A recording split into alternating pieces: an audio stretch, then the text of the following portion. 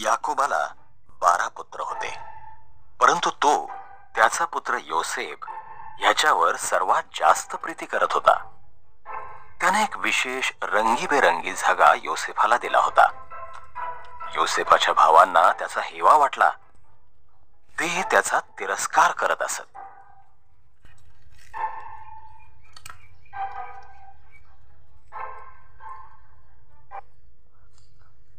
तसंच योसेफाला विशेष स्वप्न पडत असत.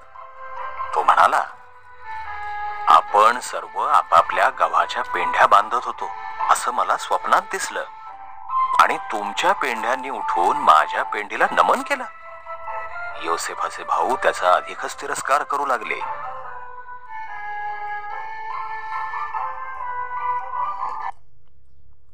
योसेफाला आणखीन एक स्वप्न पडलं. सूर्य, चंद्र आणि 11 तारे यांनी मला दंडवत घातलं.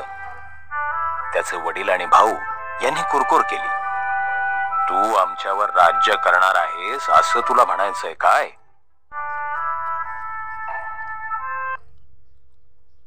एके दिवशी योसेफाचे भाऊ रानामध्ये त्यांची मेंढरं चारत होते. तो त्यांना भेटायला येत आहे हे त्यांनी पाहिलं.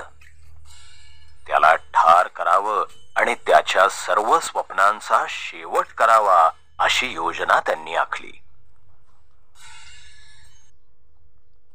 आपल्या भावाला ठार करणं चुकीचं आहे असं रौबेन म्हणाला. आपण त्याला कोरड्या विहिरीत फेकून देऊ.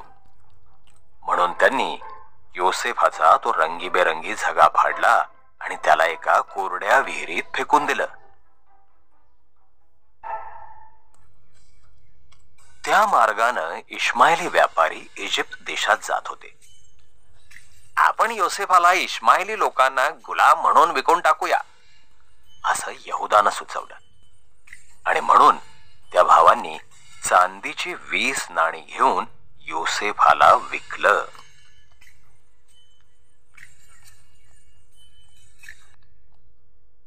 त्याच्या भावांनी योसेफाचा झगा बकऱ्याच्या रक्तात बुडवला आणि तो याकोबाला दाखवला.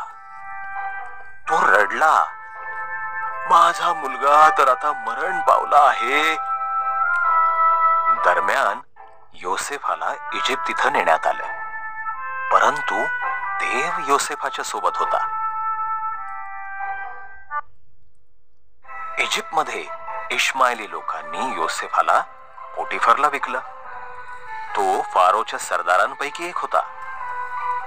देवानं योसेफाला आशीर्वाद दिला आणि त्याला यशस्वी केलं.